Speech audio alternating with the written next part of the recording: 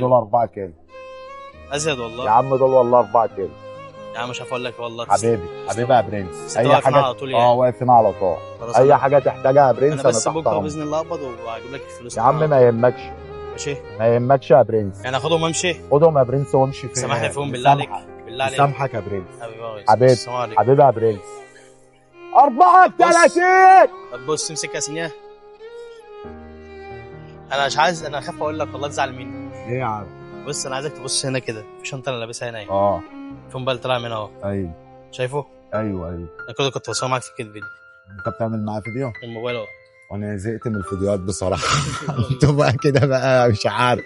سكر اشرف بس ده اشرف حبيب قلبي. بجد الله شكرا على المخ. حبيبي والله حبيبي، ده مش قيمتك يعني حبيبي. وبعدين اي حد يعني معاه ما معهوش بدل. لا والله عايزك تقول للناس كلها عنوانك انت واقف فين بالظبط عشان كل اللي بيتفرج علينا. انا يا برنس بقف في شارع 10 قدام جامع الفتح. حبيب قلبي يا برنس. كريم. اشرف حبيبي يا كبير، حبيب قلبي. اسمك أشرف كريم ايه؟ البياع. اشوف ايه؟ أشرف البياع بتاع الغلابة والمساكين اللي معاه واللي معاش بيديله. ماشي حبيبي يا كابتن. ماشي يا برنس حبيبي. حبيبي يا برنس.